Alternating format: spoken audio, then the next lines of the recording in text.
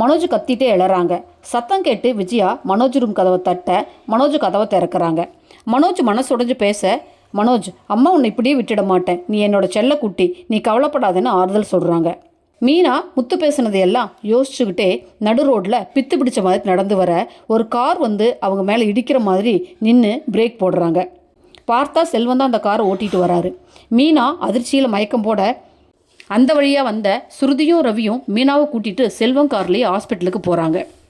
மீனாவை டாக்டர்கிட்ட காட்டிட்டு அவங்க அம்மா வீட்டுக்கு கூட்டிகிட்டு போகிறாங்க.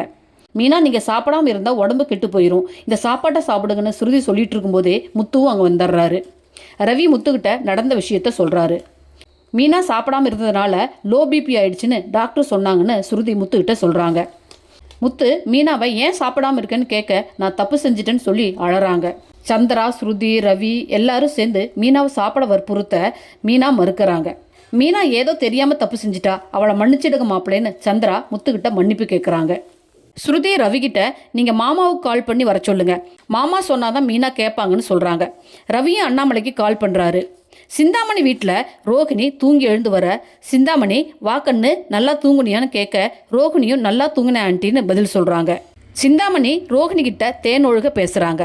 உன்னோட விஷயத்தில் நீ என்ன முடிவு பண்ணியிருக்கிறன்னு சிந்தாமணி ரோகிணிகிட்ட கேட்க, எனக்கு மனோஜ் வேணும், அவர் கூட சேர்ந்து வாழணும், என்னை இந்த நிலைக்கு ஆளாக்குன முத்துவையும் மீனாவையும் அந்த குடும்பத்திலிருந்து ஓட ஓட விரட்டணும், அவங்களால தான் நான் இந்த நிலைமைக்கு வந்துட்டேன்னு ரோகிணி தான் செஞ்ச தப்பை மறந்துட்டு மீனாவையும் முத்துவையும் பழிவாங்க நினைக்கிறாங்க. சிந்தாமணி அதை பெருசாக ஊதி அதில் குளிர்காய நினைக்கிறாங்க. சரி ரோகிணி, நீ போய் ரெஸ்டடுன்னு சொல்லி அனுப்பி வச்சுட்டு விஜயா மாஸ்டரோட வீட்டை எப்படி எழுதி வாங்கலாம், முத்துவையும் மீனாவையும் எப்படி பழி வாங்கலான்னு மோகன்கிட்ட சதி ஆலோசனை செய்கிறாங்க. அண்ணாமலை சந்திரா வீட்டுக்கு வராங்க. மீனா அண்ணாமலையை பார்த்ததும் தேம்பி தேம்பி அழறாங்க. அந்த நேரம் சத்யாவும் மீனாவுக்கு ஆறுதல் சொல்கிறாங்க. அண்ணாமலை மீனா கிட்ட ஏன் சாப்பிடாம உண்ணாவிரதம் இருக்குன்னு கேட்க, மீனா அண்ணாமலை காலில் விழுந்து அழறாங்க. ஸ்ருதி, நாங்கள் யார் சொன்னாலும் மீனா சாப்பிட மாட்டேங்கிறாங்க அங்கிள் அப்படின்னு சொல்கிறாங்க. மீனா, நான் பெரிய தப்பு செஞ்சிட்டேன்னு சொல்லி அழ, முதல்ல நீ சாப்பிடு அப்படின்னு அண்ணாமலை சொல்கிறாரு.